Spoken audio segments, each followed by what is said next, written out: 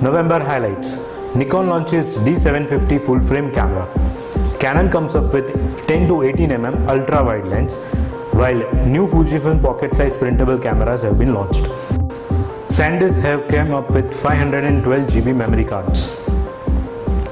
Nikon launches new D750 full frame cameras for professional photography.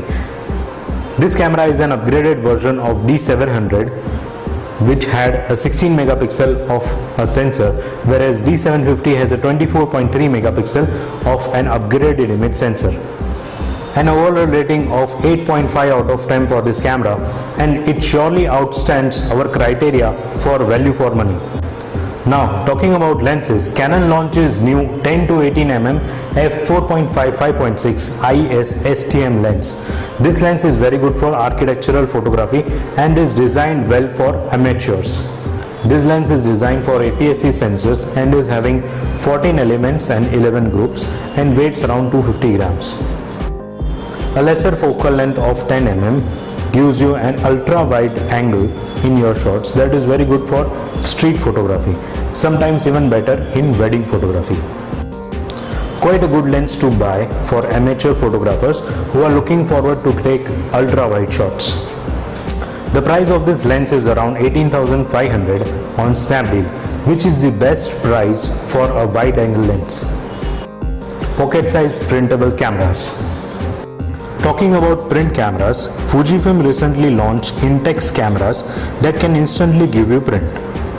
It really seems like fun to capture images through it. It is able to print images that are similar to the size of an ATM card or a business card.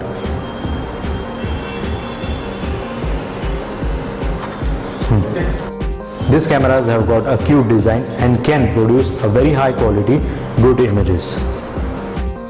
The only drawback is it has got a very expensive prints and a very small viewfinder. Guys, do you remember our vintage computers? These computers were around 20 GB of an hard disk, and way back 10 years before we were thinking that 100 GB of an hard disk, would it be possible? At that time it was like a fantasy, but now SanDisk has recently launched 512 GB of an HDXC card. Yes, you heard it right, that is 512 GB of an HDXC card that runs at a 95 Mbps of recording speed. A very short knowledge sharing part for all you guys. CMOS. CMOS. CMOS stands for complementary metal oxide semiconductor. It is of what your image sensor is made up of. It relates to how and from what your sensor is made up of. Hope you guys have enjoyed this video for November updates. See you next time. Till then, follow our 3E system, that is educate, experiment and experience. That is our motto at Photokillers.